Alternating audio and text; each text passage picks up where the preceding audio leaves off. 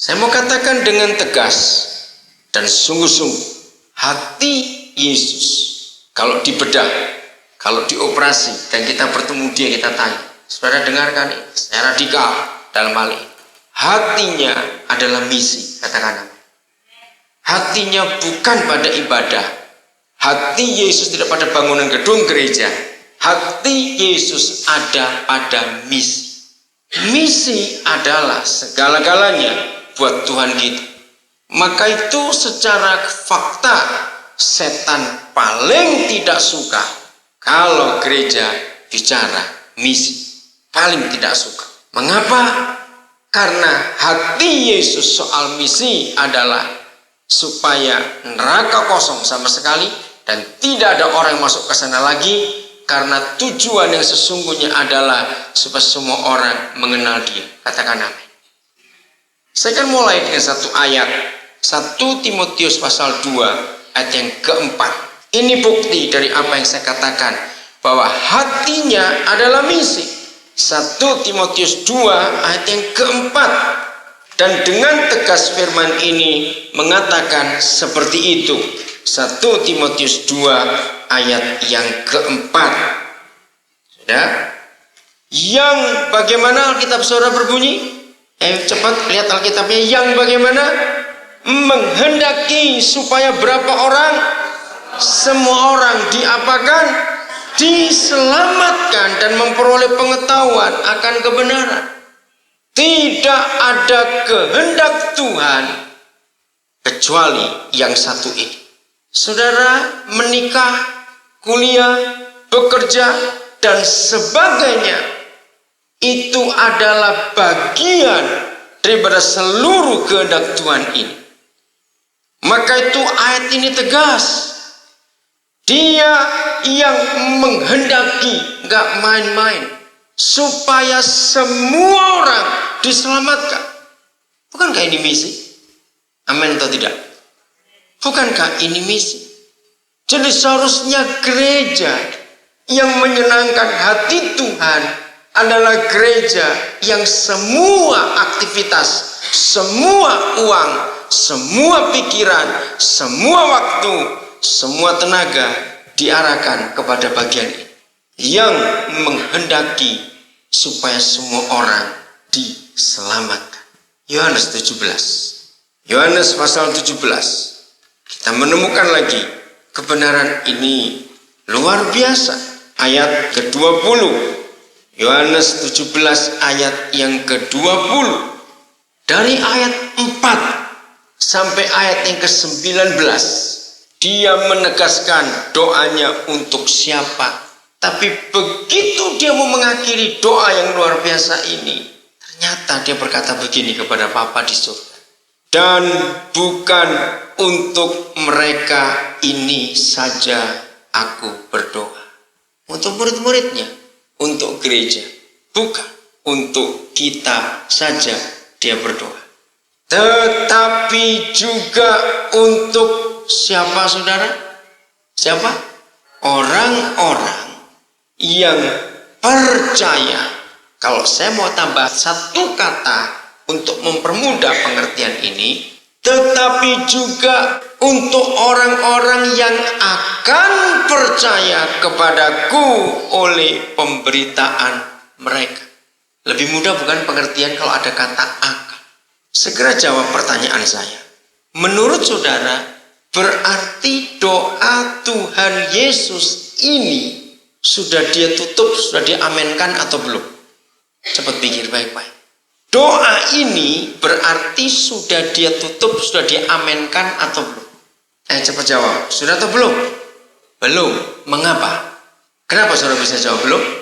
Selama masih ada orang-orang yang belum percaya kepada dia, berarti dia belum bisa mengakhiri doa. Saudara, kita jujur, saya senang musik. Pujian penyembahan adalah awal-awal pelayanan saya dipanggil oleh Tuhan. Betapa luar biasa kalau kita melihat gereja dalam ekspresi menyembah, memuji Tuhan. Apalagi kalau ada lagu-lagu atau pujian tentang kasih kepada Yesus. Sempat melek sebentar. Lihat rekan-rekanmu Apa ekspresi mereka waktu mereka menyanyikan pujian "Aku mengasihi Engkau Yesus" dan sejenisnya. Saudara akan melihat gaya yang aneh-aneh. Ada yang miring, ada yang begini. Wah, seriusnya luar biasa. Ngerti maksud saya? Pernahkah kita menyadari kalau kita berkata "Aku mengasihimu Yesus", lagu menyenangkanmu, senangkanmu, dengan macam-macam ekspresi yang ada. Pernahkah kita menyadari bahwa hanya ada satu cara kita bisa menyenangkan Dia? Kalau kita bisa segera menutup doa ini, iya atau tidak? Kalau kita berkata mengasihi Dia, kita berkata menyenangkan Dia, penipu semua kita ini. Kita tetap membiarkan Dia tersiksa hatinya. Karena sampai hari ini masih ada orang-orang yang belum percaya kepada Dia. Berarti doa ini tidak bisa berhenti.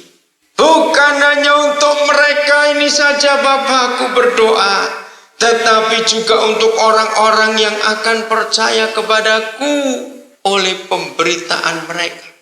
Jadi kalau saudara dan saya hari ini bisa percaya kepada Dia karena nama-nama kita ada dalam daftar doanya. Lalu ada orang yang datang kepada kita pada suatu hari waktu itu. Lalu kita mendengar suara itu dan hati kita digerakkan oleh Roh Kudus untuk menerima Injil itu. Dan kita mengambil keputusan untuk percaya kepada Dia. Maka setelah itu masih ada orang-orang lain yang Dia masih doakan dan menunggu kita dengarkan oleh pemberitaan mereka. Kan begitu bukan kata ini? Percaya kepadaku oleh karena pemberitaan saudara dan pemberitaan saya. Jadi jahat dan terkutuklah gereja yang tidak punya hati misi. Mengapa dalam surat kepada gereja Korintus Paulus mengatakan terkutuklah aku kalau tidak memberitakan Injil. Mengerikan sekali pernyataan itu. Tapi ini ayatnya. Dan hari ini kita mengerti dan mendengar. Tentunya ada banyak cara yang kita bisa pakai untuk ke sana. Saya tidak bicara caranya dulu saat ini. Tapi mari kita melihat firman Tuhan. Hatinya tentang misi, kita kumpulkan sebanyak-banyaknya firman itu. Supaya saat ini kita bisa segera menemukan sebuah kesimpulan mengapa mesti misi. Dan saya tidak akan menyimpulkan. Masing-masing yang mendengar silakan punya hak bebas untuk menyimpulkan. Setelah sekian banyak ayat dari Alkitab yang kita akan temukan tentang misi itu sendiri. Masih di Yohanes 17. Sekarang saya akan baca ayat yang ke-9. Aku berdoa untuk mereka. Bukan untuk dunia aku berdoa. Masih Yohanes 17. Nah, kontradiksi enggak? Dengan ayat 20. Saya ulangi lagi, ayat 10 mengatakan, ayat 9 mengatakan begini. Aku berdoa untuk mereka. Bukan untuk dunia aku berdoa. Lagi sekali. Tetapi untuk mereka yang telah Engkau berikan kepadaku, sebab mereka adalah milikku. Bertahun-tahun saya merenungkan 2 ayat dalam 1 pasal yang diucapkan oleh Tuhan Yesus sendiri hanya dalam waktu sekian saat saja. Dia bisa berubah dalam doanya. Ada apa? Terjadi apa dalam pergumulannya malam itu? Betul nggak saudara? Coba pikirkan ini. Ayat 9 dia berkata, aku nggak doa untuk dunia. Khusus untuk mereka saja yang kau berikan kepadaku. Sebab mereka yang kau berikan kepadaku adalah milikku. Dalam pergumulan waktu yang tidak lama. Karena doa ini diucapkan oleh Tuhan Yesus ketika dia masih berkumpul bersama-sama muridnya. Setelah makan malam yang terakhir untuk perpisahan. Dan setelah doa ini baru dia ke Getsemani. terjadi suatu konflik dalam hati Tuhan Yesus. Maka itu saya bisa menemukan di sini, saudara, misi adalah hatinya. Sebagai manusia normal seperti kita, Tuhan Yesus pasti punya keegoisan. Renungan kata-kata ini. Sebagai manusia normal seperti kita, dia punya keegoisan. Sebagai orang yang punya ego, maka orang yang punya ego punya hak milik. Dan dia begitu sadar, begitu dekat dengan murid-murid yang pertama itu, dia tidak berdosa kalau dia berkata itu milikku. Lihat ayat 10-nya, sebuah kata doa yang begitu indah menunjukkan keegoisan Tuhan Yesus sebagai anak manusia. Ayat 10, perhatikan. Dan segala milikku adalah milikmu, dan milikmu adalah milikku, dan aku telah dipermuliakan di dalam mereka. Begitu luar biasa bangganya Yesus kepada gerejanya, kepada murid-muridnya, sampai menegaskan kepada dunia, mereka itu milikku, dan segala milikmu adalah milikku, dan segala milikku adalah milikmu, dan mereka itu di hatiku. Tapi tiba-tiba terjadi sesuatu dalam hatinya, saudara, dan itu sungguh luar biasa. Dan aku tidak ada lagi, ayat 11, di dalam dunia, tetapi mereka, saya tambahkan kata ini, masih di dalam dunia. Dan aku datang kepadamu, ya Bapa yang kudus, peliharalah mereka dalam namamu, yaitu namamu yang telah engkau berikan kepadaku, supaya mereka menjadi satu sama seperti kita. Coba bayangkan hati Yesus terhadap gereja. Saudara, kiranya Roh Kudus menolong setiap kita kalau saya katakan kalimat ini. Dan apabila gereja tidak bisa mengerti kalimat yang saya mau katakan berikut ini, saya berkata di dalam nama Yesus, maka gereja itu semegah apa, sehebat apa, apabila tidak pernah bisa merasakan betul-betul perasaan Yesus dengan kalimat yang saya mau katakan dengan ayat-ayat ini, maka jangan terkejut apabila gereja itu akan dibuang oleh Yesus pada akhirnya nanti. Apa pernyataan itu? Dengar. Tuhan Yesus tidak punya siapa-siapa lagi di dunia ini. Gerejalah miliknya satu-satunya. Mengerti kata-kata ini, saudara? Coba renungkan.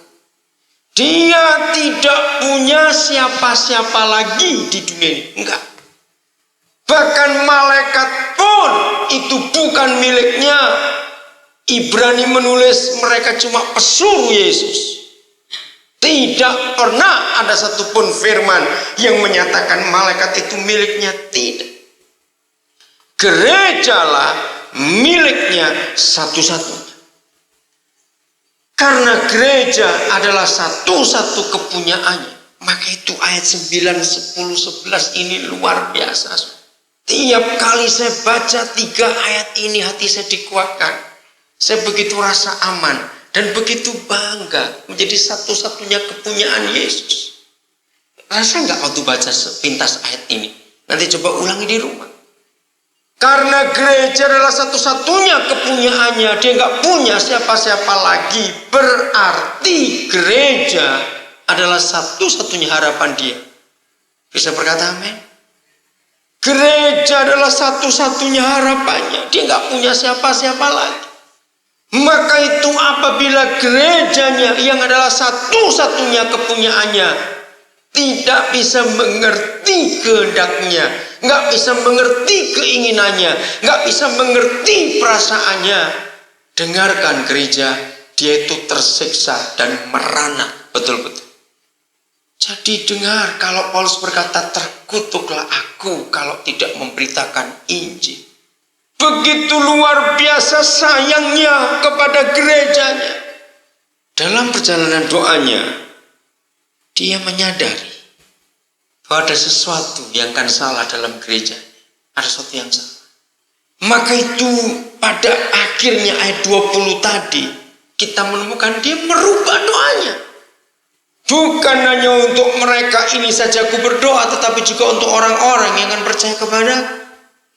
Karena dia melihat pada akhirnya dia tahu gereja jadi egois. Gereja jadi mementingkan diri sendiri. Ayat 15. Aku tidak meminta supaya engkau mengambil mereka dari dunia. Renungkan doa ini. Aku tidak meminta. Kalau kita baca ayat 14-nya, menemukan suatu kontradiksi dalam hatinya, dalam pergumulannya hari itu. Aku telah memberikan firman-Mu kepada mereka.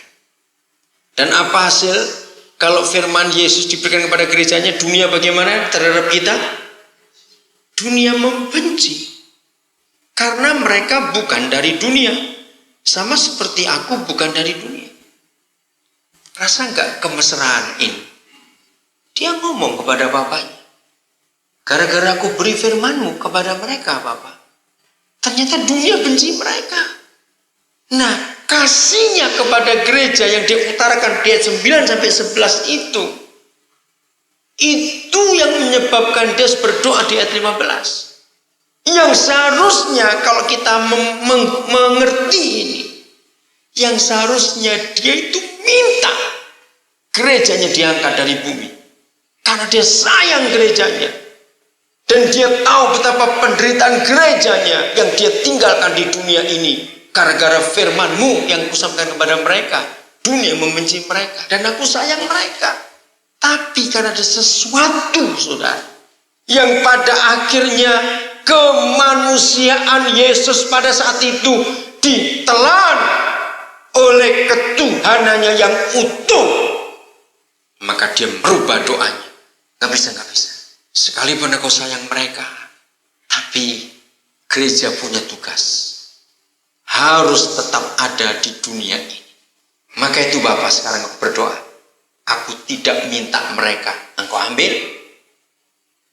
Tapi yang aku minta adalah supaya engkau melindungi mereka daripada yang jahat. Saudara perhatikan pergumulan hati Yesus hari itu. Di satu pihak dia mengasihi kita habis-habisan. Dan dia tahu dampaknya ketika firman Tuhan yang dia terima dari Bapaknya disampaikan kepada gereja. Ternyata dunia membenci gereja. Sekarang bagaimana ini enaknya? Aku minta engkau ambil mereka atau aku biarkan mereka? Karena ada tugas yang lain. Maka itu doanya berubah seperti ini. Lindungi mereka daripada yang jahat. Untuk apa? Ini pertanyaan penting. Ditinggalkan di dunia ini sekalipun dalam keadaan bahaya. Jawabannya kita temukan tadi di ayat 20. Karena masih ada calon-calon gereja yang tersisa dan tertinggal. Mengerti kata-kata ini? Masih ada calon-calon gereja yang tersisa dan tertinggal. Yang tidak boleh ditinggalkan dan dihancurkan di dunia ini. Saudara, sungguh luar biasa. Kasih Tuhan yang luar biasa. Yang menghendaki supaya semua orang diselamatkan. Gak main-main tugas gereja. Ketika tadi saya tanya kepada panitia, mengapa temanya express your freedom? Nyatakan. Jangan kau sembunyikan kebebasanmu, kemerdekaanmu. Saya tanya, kenapa kalian pilih tema ini? Untuk malam misi ini. Saya menangkap sesuatu. Dari pembacaan Yohanes 17 ini, saudara merasa sesuatu. Kebebasan Yesus.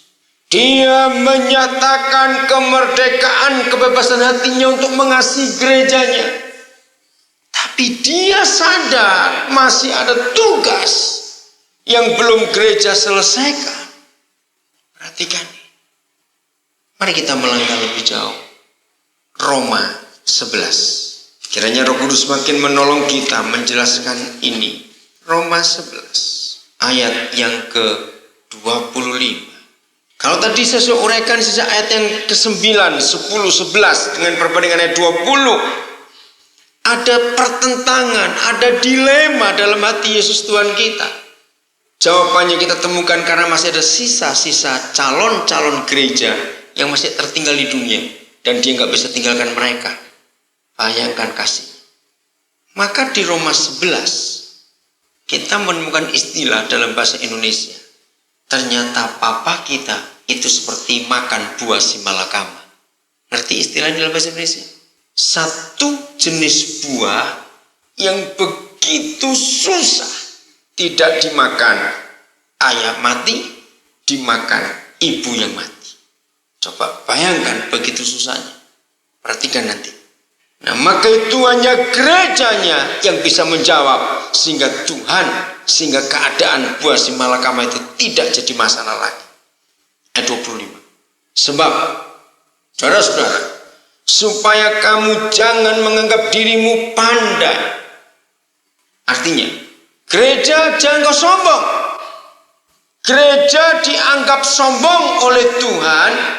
Dan ingat Yakobus 4, orang sombong itu ditentang oleh Tuhan, enggak cuma dimusuhi. Masih ingat Yakobus 4 itu ayat 6? Tuhan menentang orang congkak. Gereja akan dikatakan sombong. Jangan engkau menganggap dirimu pandai, saudara-saudara. Caranya bagaimana? Supaya kita tidak dianggap sombong. Aku mau agar kamu mengetahui rahasia ini. Jadi gereja tidak dianggap sombong oleh Tuhan apabila gereja mengetahui rahasia ini. Rahasia apa? Sebagian dari Israel telah menjadi tegar, menjadi keras hati, menolak Yesus. Sampai jumlah yang penuh dari bangsa-bangsa lain telah masuk. Nah, ternyata papa kita punya kuota. Ngerti kata kuota?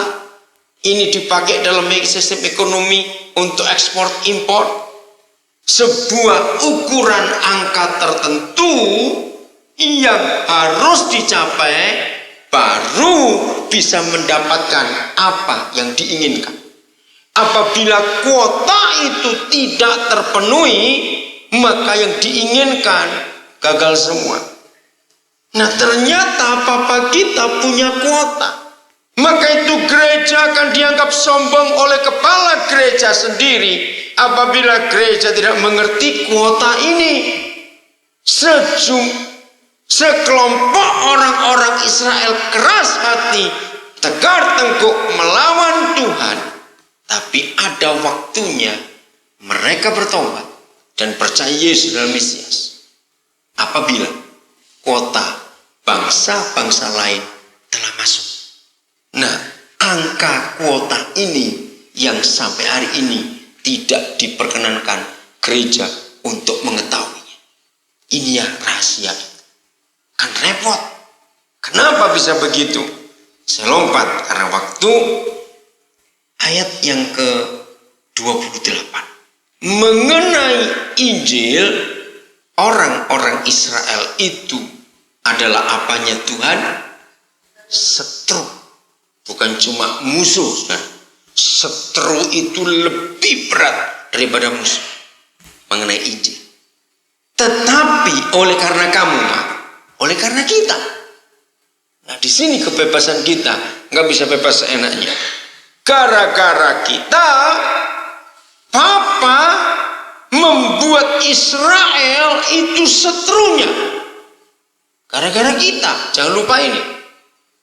Tetapi mengenai pilihan, mereka adalah kekasih Tuhan oleh karena nenek moyang.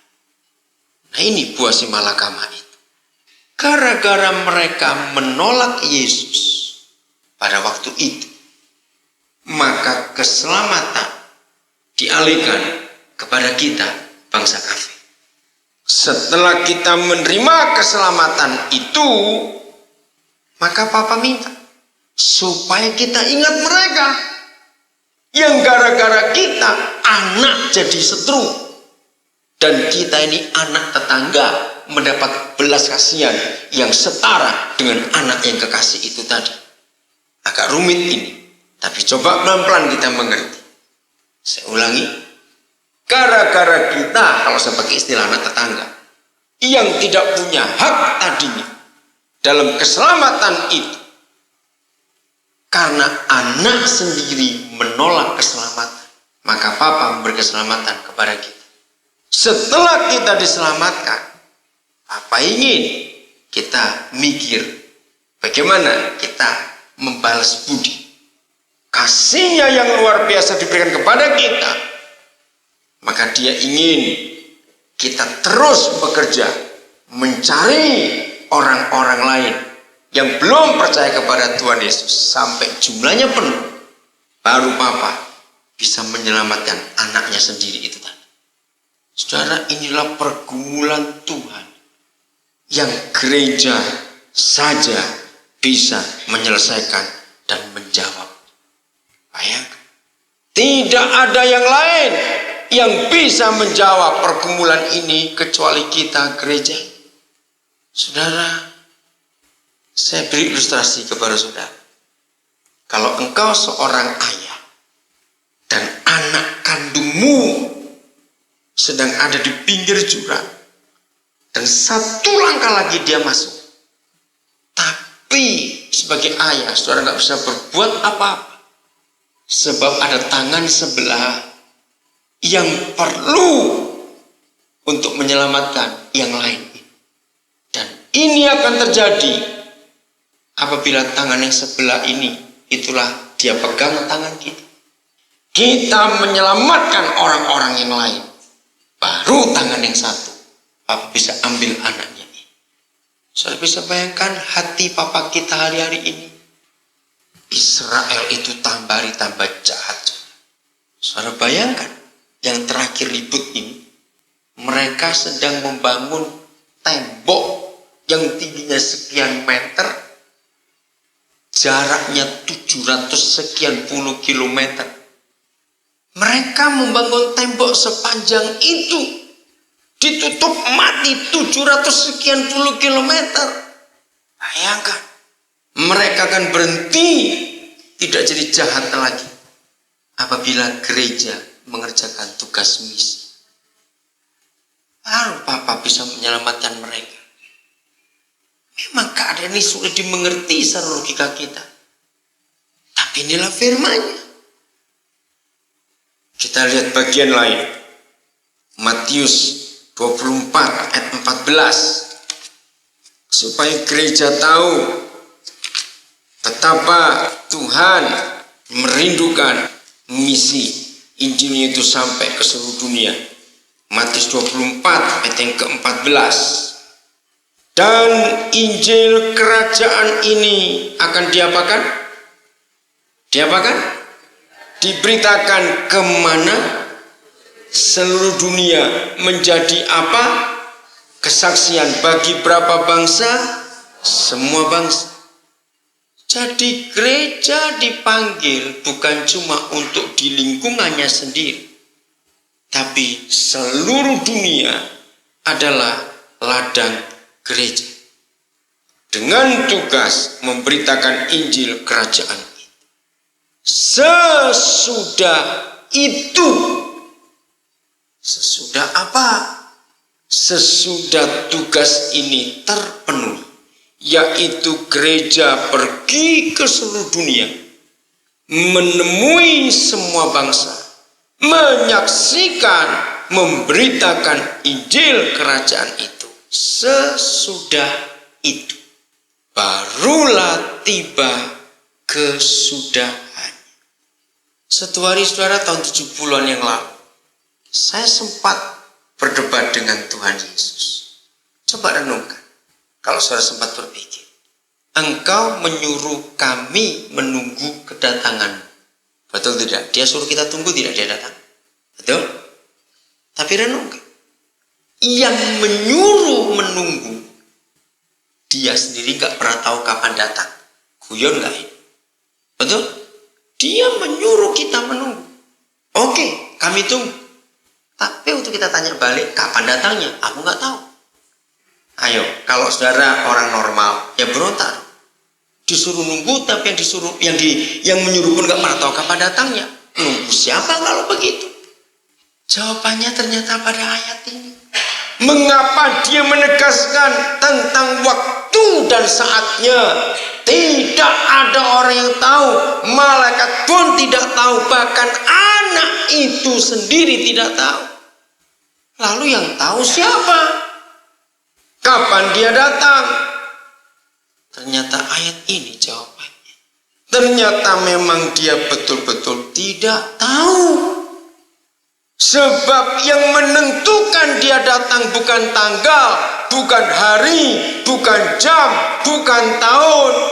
Tetapi yang menentukan dia datang kembali adalah sebuah keadaan atau satu kondisi.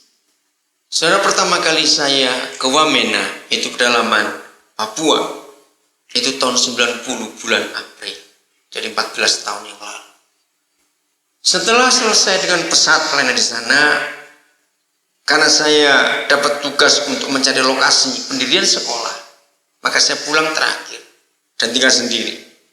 Setelah dapat lokasi sekolah, maka saya harus kembali ke Jawa untuk melaporkan. Nah, maka saya datang ke bandara. Waktu itu baru satu pesawat, satu penerbangan itu Merpati saja, belum ada yang lain. 14 tahun yang lalu. Saya bawa tiket, saya datang ke bandara. Saya tinggal di hotel Anggrek namanya, itu pas di depan bandara. Jam berapa pesawat yang ke Sentani, Pak? Di counter Merpati ada seorang pria. Dia tertawa. Loh, saya tanya kok dia tertawa. Mungkin saya pikir dia nggak dengar saya tanya. Nadanya saya tinggikan. Jam berapa pesawat yang ke Sentani? Dia tertawa lagi. Dalam hati saya ngomong, pendeta juga bisa tersinggung, tahu? Saya bilang begitu. Saya tinggikan, Pak, saya tanya serius, jam berapa pesawat yang ke Sentani? Baru dia angkat wajahnya, ngomong begini, oh, Bapak orang baru. Coba bayangkan, apa nggak tambah jengkel? Apa susahnya jawab jam berapa sampai 3 kali? Oh, Bapak orang baru. Iya, saya bilang dengan nada keras. Pertama kali saya ke Wamena. Sabar, Pak. Sabar bagaimana? Ini pedalaman. Maksudnya? Jadi kalau Bapak mau keluar dari pedalaman, jangan tanya saya. Pakai kuping dan pakai mata. Wah, tambah bingung saya. Kenapa begitu? Bapak tinggal di mana? Di Hotel Anggrek. Nah, dekat bandara. Jadi Bapak kembali ke kamar dulu. Pakai mata, lihat cuaca. Cerah tidak? Kalau cuacanya cerah, langitnya terbuka, nggak ada awan, terus Bapak pasang kuping. Kalau dengar ya cepat ke sini, pasoknya datang. Jadi saya sendiri nggak tahu jam berapa datangnya. Oh, saya baru ngerti. Saudara, gara-gara peristiwa itu saya langsung terbuka. Sama dengan kedatangan Tuhan Yesus. Tidak ada orang yang tahu hari, jam, waktu, dan tanggalnya. Karena situasi yang menentukan dia datang itu kapan. Dan yang bisa membuat situasi itu tidak ada yang lain kecuali saudara dan saya sebagai gereja. Katakan, sesudah itu barulah tiba. Sampai pada ayat-ayat ini, kiranya Roh Kudus akan menggerakkan hati saudara untuk menyimpulkan sesuatu. Jangan sekarang, masih ada 3 lagi bagian yang membuat saudara harus mengambil keputusan sendiri. Bagaimana sikap kita selanjutnya sekarang? 2 Petrus pasal 3 ayat yang ke-10. Tetapi hari Yahweh akan tiba seperti pencuri. Pada hari itu langit akan lenyap dengan gemuruh yang dahsyat dan unsur-unsur dunia akan hangus dalam nyala api. Dan bumi dan segala yang ada di atasnya akan hilang lenyap. Jadi jika segala sesuatu ini akan hancur secara demikian, betapa suci dan salehnya kamu harus hidup. Siapa kamu? Ayat 12. Yaitu kamu yang bagaimana? Satu apa? Menantikan. Dan yang kedua apa? Mempercepat kedatangan hari Tuhan. Cukup garis bawahi kata mempercepat. Sadarkah gereja bahwa kita adalah orang-orang terhormat bagi surga dan dunia ini? Katakan amin. Apa keterhormatan kita bagi surga dan dunia? Jelas lewat ayat ini. Karena gerejalah yang bisa mempercepat atau memperlambat kedatangan hari Tuhan itu. Bayangkan tugas kita. Kita ini adalah sekelompok orang yang punya kepentingan yang sangat luar biasa. Maka itu apabila gereja tidak masuk dalam hal misi, terkutuklah kita. Kita ini orang yang paling jahat di dunia. Kenapa? Harus dipercepat hari itu. Kita buka 2 Tesalonika 2 ayat 8. Mengapa dipercepat? Nah, kalau saudara tidak tahu alasannya, maka kita gak akan untuk apa mempercepat. Ya biarkan saja di dunia ini. Lebih lama lebih baik. Tunggu dulu. Ada keadaan yang sangat mengerikan di dunia ini. 2 Tesalonika pasal 2 ayat yang ke-8 sampai ayat yang ke-10. Pada waktu itulah si pendurhaka baru akan menyatakan diri. Saudara mendengar kata si pendurhaka, kita sudah ngeri. Itulah si penyesat. Itulah si dajjal dan terjemahan lama. Itulah roh yang mengerikan yang sekarang ini sudah ada di dunia ini. Saudara, perhatikan kejahatan yang ada di dunia ini sekarang. Aneh. Saudara, kalau kita lihat semua stasiun TV, tidak ada satupun stasiun TV yang tidak punya program yang sangat murah, tidak perlu bayar, dan tidak perlu keahlian, dan itu digemari. Itulah program penayangan kriminalitas. Entah sergap, entah bidik, entah apa. Ngerti yang saya maksud ini? Semua stasiun TV paling enak punya program itu. Program murah sekali. Nggak perlu bayar apa-apa. Bahkan kameramennya pun kalau kita lihat itu, wah, lari-lari pusing-pusing melihatnya juga. Kok yang sana, kok yang sini. Nggak perlu keahlian. Perhatikan. Kalau kita lihat tayangan-tayangan itu, ternyata binatang itu masih beradab dibandingkan manusia. Betul nggak saya katakan? Nah, itulah pekerjaan si pendurhaka. Kapan mereka berhenti bekerja di dunia ini? Lihat kalimat berikut masih pada ayat 8. Saya ulangi lagi ayat 8 supaya lebih mudah. Pada waktu itulah si pendurhaka baru akan menyatakan dirinya. Waktu itu masih baru. Sekarang sudah menyatakan diri. Tetapi siapa? Tuhan Yesus akan mengapakan dia? Membunuhnya dengan apanya? Nafas mulutnya. Dan akan mengapakannya lagi? Memusnahkannya. Perhatikan dua kata kerja dipakai. Membunuh yang pertama. Dan kedua memusnahkannya. Mana yang lebih total? Memusnahkannya. Kapan? Baca baik-baik. Kapan itu terjadi? Cepat lihat Alkitab saudara. Kapan? Kalau ia datang kembali. Hai gereja, terkutuklah kita kalau kita santai-santai saja. Saudara, pembunuhan, pemerkosaan, narkoba, pornografi, dan macam-macam lagi makin merajalela sekarang. Ternyata semua itu gak akan berakhir kalau Yesus tidak segera datang. Dan kedatangannya hanya gereja yang bisa mempercepatnya. Maka saya balik sekarang.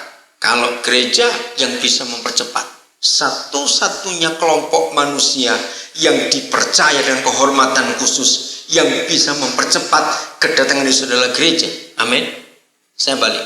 Kalau begitu, kita bisa memperlambat tidak? Bisa. Betul? Kalau kita bisa mempercepat, berarti kita bisa memperlambat. Dan kecenderungan gereja jelas-jelas memperlambat kedatangan Tuhan kita. Dengan cara apa? 95% uang gereja bukan untuk misi, tapi untuk ke dalam. Saudara, dia si pendurhakanya bisa dihancurkan, dimusnahkan kalau Yesus datang. Ayat 9, saya belum selesai. Kedatangan si pendurhaka itu adalah pekerjaan siapa? Iblis. Dan akan disertai rupa-rupa perbuatan ajaib, tanda-tanda dan mujizat-mujizat palsu dengan rupa-rupa tipu daya jahat terhadap orang-orang yang harus binasa karena mereka tidak menerima dan mengasihi kebenaran yang menyelamatkan mereka. Mengerikan keadaan. Terus lihat penyakit. Saya belum ngomong soal penyakit tadi. Itu kejahatan-kejahatan yang ada. Saya lihat penyakit sudah ngeri, aneh-aneh. Siapa yang pernah dengar nama autis, penyakit autis? Saudara, tahun 85 itu pertama kali saya berhadapan dengan penyakit ini. Itu 85 dan orang masih jarang sekali. Tapi begitu tahun 2000 sampai sekarang jalan 5 tahun ini, luar biasa. Yang kena penyakit ini anak-anak diserang semua. Saya nggak bisa bayangkan penderitaan orang tua yang anaknya autis. Penyebabnya sampai nggak pernah jelas. Tapi yang dipercaya adalah gara-gara imunisasi. Terlalu banyak logam yang masuk waktu ibu hamil. Itu bisa dari susu, bisa dari macam-macam. Lalu otak nggak bisa berkembang dengan baik. Otaknya itu statis. Kasihan anak-anak seperti itu. Itu baru yang autis. Belum penyakit-penyakit yang lain. Gagal ginjal, saudara pernah dengar? Ngeri, saudara. Orang kaya bisa bangkrut kalau gagal ginjal. Cuci darah harus sekian kali 1 minggu. Setiap cuci sekian ratus ribu. Bayangkan orang miskin. Kalau nggak dicuci bengkak semua racun dalam tubuh. Bisa bayangkan. Apakah si keluarga rela memberikan mati kesakitan? Saya nggak bisa bayangkan itu semua. Saat-saat seperti itu setan datang menawarkan diri kepada orang-orang putus asa itu. Ini ada jawaban. Ini jalan keluar. Kalau kamu ikut aku. Gereja kita diam saja ketika melihat keadaan seperti ini. Setan makin nyata. Sudah lihat. Kita adalah orang-orang yang bisa mempercepat. Maka kalau kita simpulkan bagian ini saja. Coba ganti 2 Petrus 3 tadi. Bahwa saudara dan saya bukan cuma orang-orang yang mempercepat kedatangan hari Tuhan. Demi kasih dan kemanusiaan. Gunakan kalimat ini. Ternyata gereja adalah satu-satunya kelompok manusia di dunia yang bisa mempercepat untuk segera mengakhiri penderitaan umat manusia. Ngerti kata-kata ini, saudara? Kalau saudara dan saya adalah satu-satunya kelompok manusia yang dapat kehormatan seperti ini, tidak kepada yang lain. Bayangkan bukan pada PBB, harapan dunia, bukan kepada negara-negara yang hebat, pengambil-pengambil keputusan bukan, tetapi kepada gereja lah. Satu-satunya harapan dunia ini untuk segera mempercepat, mengakhiri penderitaan mereka. Lalu kalau saudara dan saya adalah satu-satunya manusia di dunia ini yang bisa mempercepat, mengakhiri penderitaan manusia, lalu kita tidak mengerjakan tugas kita, betapa jahatnya kita. Ya atau tidak? Betapa jahatnya kita ini. Saudara, inilah yang Tuhan rindukan atas kita. Kita adalah orang-orang yang mempercepat segera berakhirnya penderitaan di dunia ini.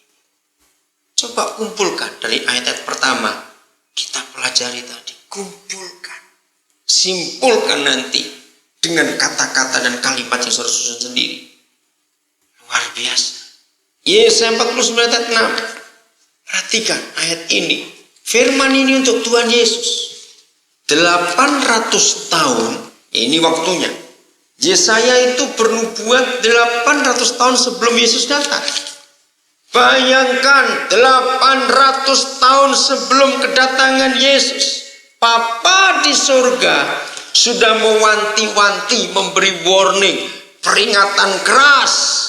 Apa judulnya? Pasal 49. Hamba Tuhan sebagai apa? Terang di tengah-tengah siapa? Segala bangsa. Siapa hamba Tuhan pada nubuat ini? Yesus Tuhan kita. Tetapi setelah sampai perjanjian baru, gerejalah yang dimaksud hamba Tuhan itu. Begini, warning, wanti-wanti, peringatan keras dari Bapa kita. Yesus, saya terjemahkan bebas. Awas kamu. Apabila engkau sudah sampai di dunia nanti, terlalu sedikit bagimu kalau pelayananmu hanya untuk menegakkan suku-suku Yakub dan untuk mengembalikan orang-orang Israel yang masih terpelihara. Terlalu sedikit Yesus. Karena, bukan tetapi seharusnya. Karena aku telah, bukan akan, membuat engkau menjadi apa? Terang. Bagi siapa saudara? Bangsa-bangsa. Supaya keselamatan yang daripadaku sampai ke ujung bumi. Jadi pelayanan Yesus sudah diperingati 800 tahun sebelum dia datang. Kalau dia melayani hanya untuk suku-suku Yakub dan orang-orang Israel saja, Bapa tidak menganggap itu pelayanan terlalu sedikit bagiku. Kalau kamu jadi hambaku hanya untuk itu saja. Pertanyaannya, siapa kira-kira suku-suku Yakub dan orang Israel untuk masa gereja perjanjian baru?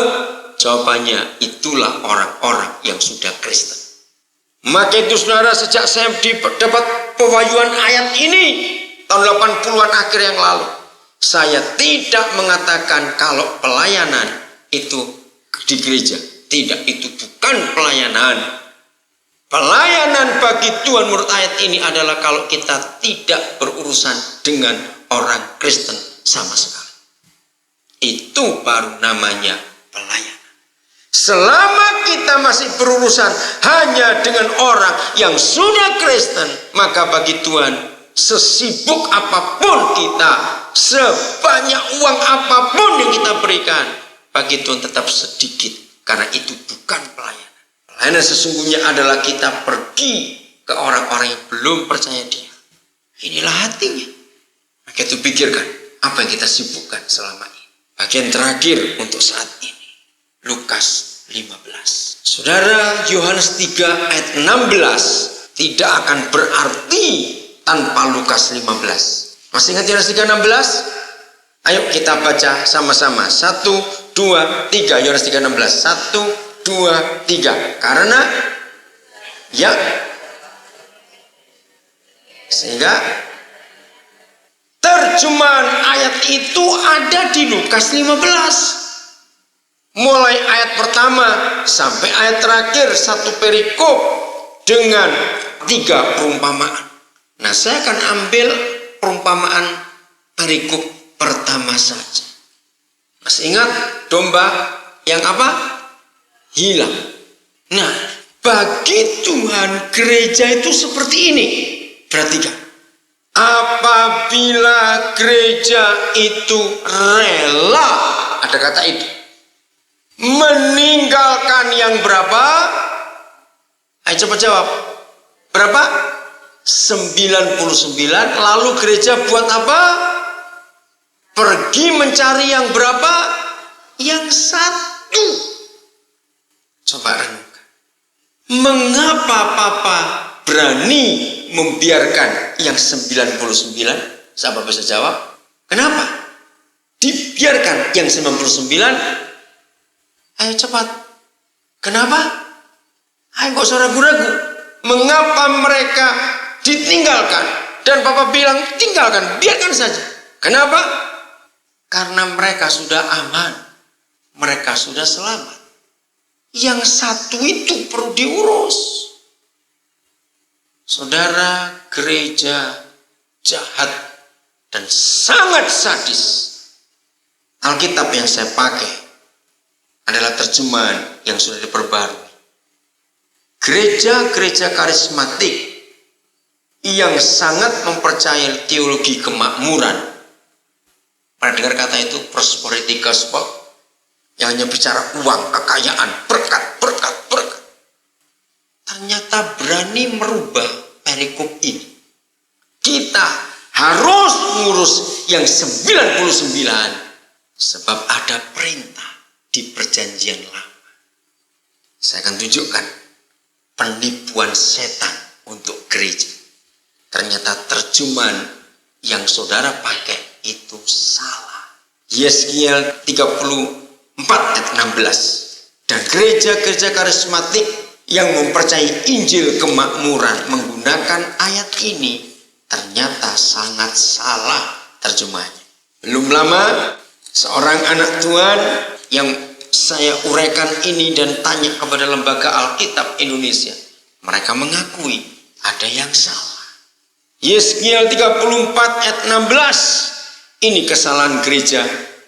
Yang hilang akan kucari, yang tersesat akan kubawa pulang, yang luka akan kubalut, yang sakit akan kukuatkan. Sama sampai bagian itu. Dan inilah hati Yesus kepada jiwa-jiwa yang tersesat, yang luka, yang hancur hidupnya. Serta, jangan kaget kalau saya baca dengan benar, serta yang gemuk dan yang kuat akan kuhancurkan. Alkitab saudara pasti berkata, akan ku apa? Kulindungi. Dari mana ayat ini? Akan kuhancurkan. Aku akan mengembalakan mereka sebagaimana seharusnya.